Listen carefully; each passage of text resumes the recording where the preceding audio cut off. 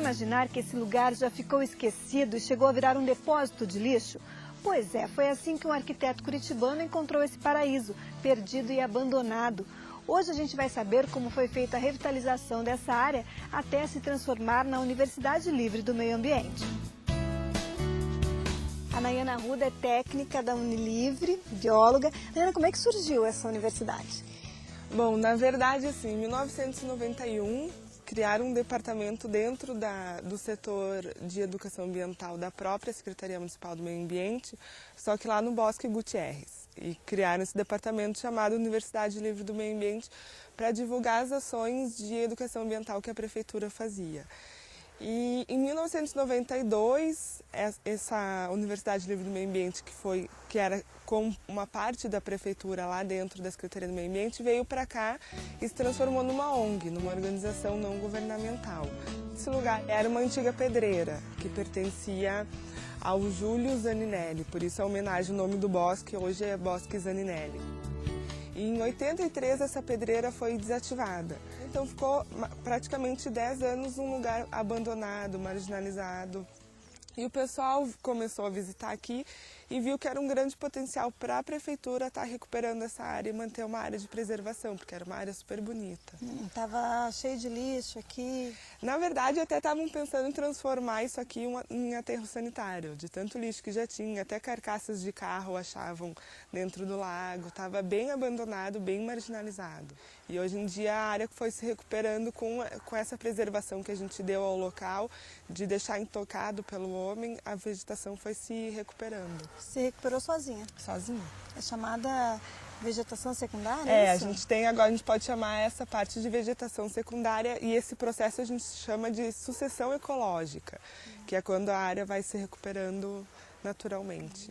E o que foi feito aqui? Tem algum significado aqui? Então, logo aqui no começo a gente tem esses arcos coloridos que eles já começam com um significado para quem vem visitar o bosque, né? Então a gente pode ver os primeiros arcos são os pretos, depois vem os verdes e os amarelos.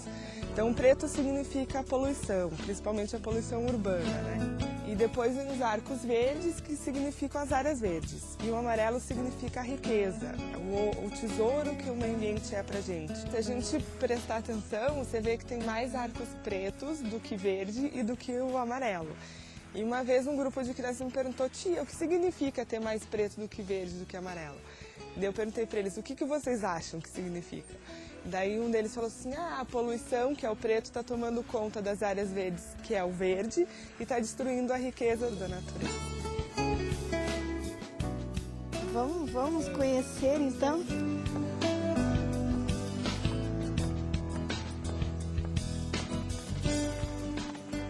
Nayana, quando você começa a passar por essa pontezinha aqui com as crianças que visitam a Unilivre, qual que é a informação que você passa para elas? Então, o principal ponto que a gente aborda aqui nesse caminho é sobre a importância das áreas verdes, né? A gente trabalha com eles. Por que as áreas verdes são importantes para o nosso dia a dia, para o planeta Terra, para a vida humana como um todo?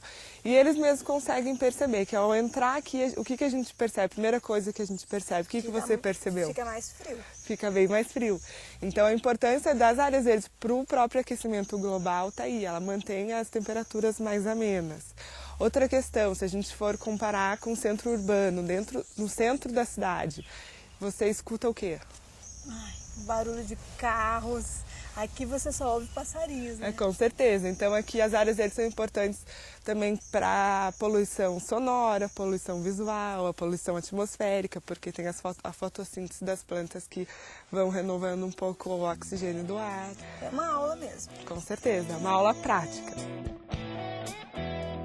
Nós não somos uma universidade formal, nós somos uma ONG, então os nossos cursos eles não são cursos de graduação, não são cursos de pós-graduação.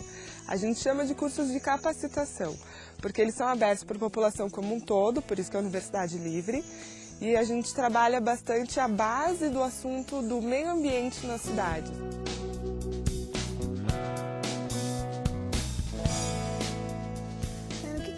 São essas pedras e essa tela segurando essas pedras? Na verdade, isso aqui a gente usa também para mostrar para as crianças e para o público em geral a importância de preservar a mata ciliar, né, que são a vegetação que tem nas beiras dos rios.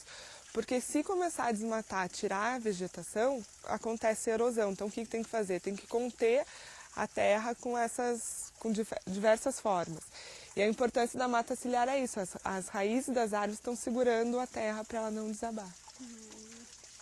Aquilo que você falou, né? Tudo aqui é uma aula. É. Isso é muito bonito mesmo, a gente tem uma surpresa quando chega aqui, né, Nayana?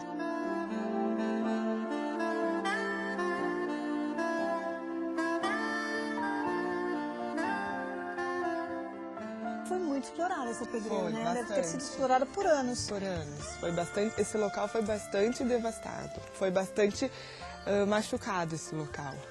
E se a gente for considerar as riquezas do meio ambiente, foi bastante perdido. Hoje a gente olha e vê um espaço verde. Se você olha as fotos de antigamente, você vê um espaço morto, marrom, seco, sem cor. Foi muito rápida essa recuperação, né? Foi. A gente teve, assim, desde quando eles construíram e até hoje, a gente tem 15, 16 anos. Então a natureza consegue se recuperar se o homem não for muito além dos limites. Vocês trouxeram animais para cá também? Então, quando a Unilivre foi fundada aqui nesse espaço, esses animais todos foram trazidos para cá para manter o local mais harmonioso. Tem peixes aqui, né? Tem bastante carpas, né? E os vários patos, cisne, saracura. Tem também os preazinhos que às vezes... Ali, ó. Bonitinho, eu nunca tinha visto, ele parece uma chinchila. É tipo uma capivara pequenininha. É, né? Que não tem rabo, ele é um roedor, só que ele não é rato, assim, não tem o rabinho.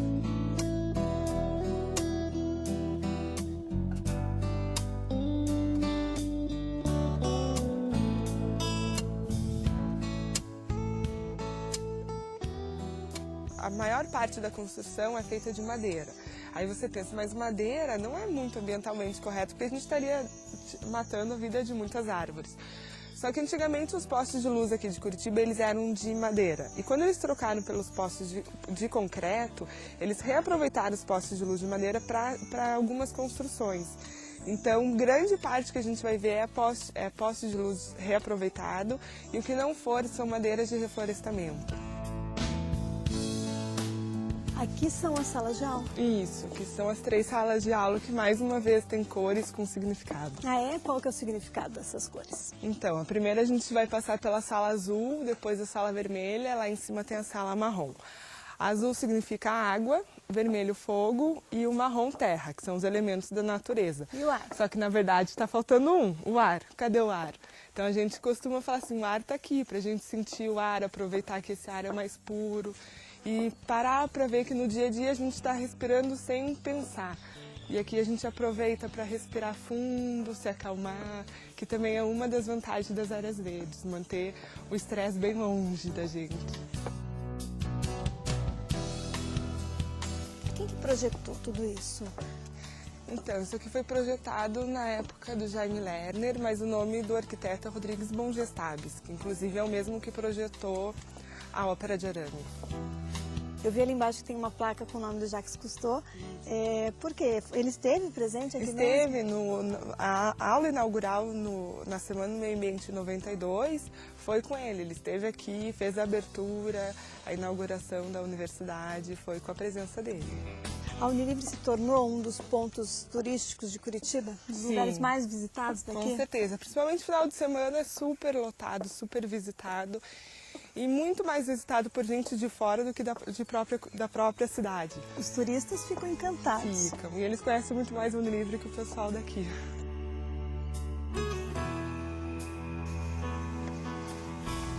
Esse lago é natural? Sim, esse lago, assim, a gente tem até 2 histórias sobre por que desativaram a pedreira em 83. Uma delas conta que quando eles estavam perfurando para a retirada de pedras, eles atingiram o lençol freático e começou a verter água, foi de onde surgiu esse lago. E a outra história é porque a área começou a virar uma área residencial e o barulho da pedreira é muito grande, então teve que ser desativado. Mas na verdade acho que foi um pouquinho dos dois, né? Que bom, né? É.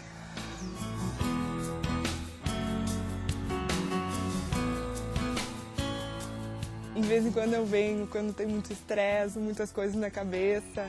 Às vezes, na hora de fazer um projeto, o projeto não sai. Eu venho dar uma esparecida.